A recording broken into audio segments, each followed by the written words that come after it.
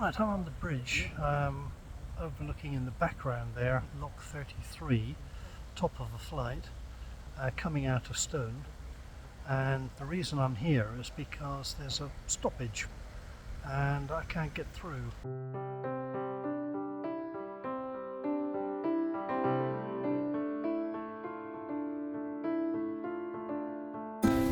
Well, here's the boat moored up in the centre of Stone in Staffordshire. There's a blockage, looks like it could be a large stone right in the middle of the canal where boats need to enter the top lock. So whilst there's somebody down there in diving gear trying to fish it out, the lock is closed. So it looks like I'm going to be here for an extra day at least. The town is over there, but we've got big Morrison store. I went the first night to a nice little pizzeria. There's the lock that I came through. There's quite a few people moored here. There's visitor moorings the other side of this lock, and when I came by on Wednesday there was no space at all, so even though I'd put the windlass away for the day, I had to get it out again and come through this last lock in the dusk, which I don't really like doing. So I was very fortunate that where I'm moored was the only available space before I started going on to the next two locks. There's plenty of mooring up there, I now know, but I didn't want to go into a flight of locks that I don't know when it's getting dark. As a private boat owner, I'm allowed to travel at night, but it's not a good idea, especially on your own. Well, that bywash is quite busy now, and the reason for that is I know there's a boat coming down. They're just emptying the lock above us, so this is the overspill which is flowing around the lock. Of course, if I had my windlass with me, I could have opened one of those paddles and filled that lock up for them. But I can't, so there we are. Right, I'm on the bridge, overlooking in the background there, Lock 33, top of a flight, coming out of Stone. And the reason I'm here is because there's a stoppage and I can't get through. And I had to move off the bridge because the cars are crossing it about every 30 seconds, so I couldn't carry on standing there. This is Lock 34, which is the top lock, Meadford flight, and this gate couldn't be opened properly because there was something caught behind it, so a boat got jammed yesterday. Well, CRT have been here, are here at the moment, and a diver, a man in a diving suit, not going underwater, but he went down and he's recovered a big lump of, I thought it was stone, but apparently it's wood. So the gates are now fully open, but there's also a large object on the other side of the bridge, right in the middle of the approach to the lock, which makes it hazardous for boats to try and get in. So the chap in the dry suit is down there trying to fish it out. So, and once that's clear, I'll be going on that way, but probably tomorrow now.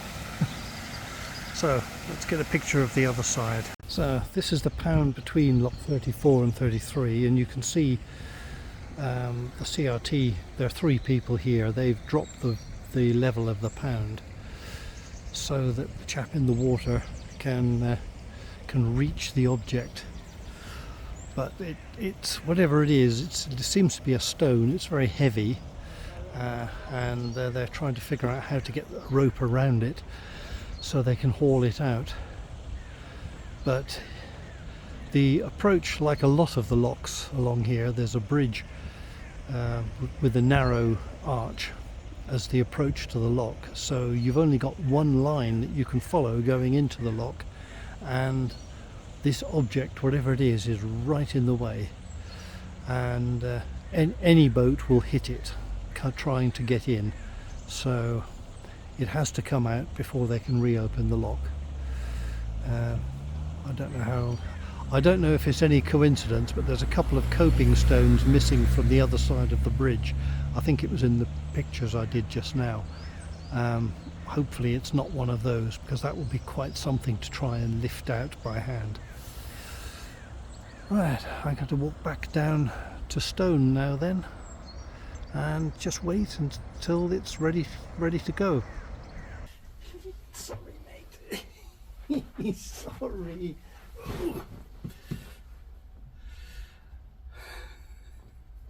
Flann's looking disgruntled because I've just moved him, but I want him to be in this shot.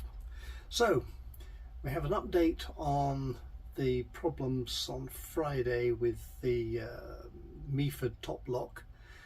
There were two blockages there, one behind so the gate wouldn't open properly, the lower gate, and the other was in the very narrow entrance to the lock. There was a large object underwater, so they removed the lump of wood, as it turned out to be, an offcut of a trunk, so it's quite a sizable piece like this, and I left them wrestling with the underwater object, but they have since cleared it and the lock is open again. And you're molting, aren't you? But in the meantime, I realised on Saturday I needed to take Flann to the vet. He's due for his annual booster anyway, his inoculations against various diseases and things. But also, because he's such an old cat, he has a problem, which is that his front claws don't shed their outer skins as the claws continue to grow, and so they end up getting thicker and thicker, and if you leave them they end up looking almost like a disc because it curves all the way around. There's no point on the end. I've got clippers, so I keep his claws in check normally. He's got scratching post as well, in fact two now, a vertical one and a horizontal one, but it doesn't work, and from time to time we have to go to the vet and get those claws clipped back. So I've booked into the Shire vets here in Stone on tomorrow afternoon, Tuesday, and we can get his booster done and get his claws sorted out. And it's a short walk from the boat, so I'll be able to carry him in his travelling case.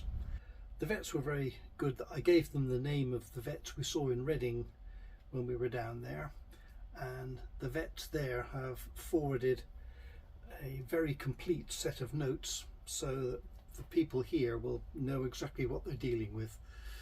I keep a record of them as well so that I can print them off if necessary, because that's one of the problems. We're constantly going to new vets. You know, you've been to the vet in Huddersfield, in Burscough, in Reading, the travelling vet in Leamington Spa. Yes, it's one of the more complicated things to arrange on the boat.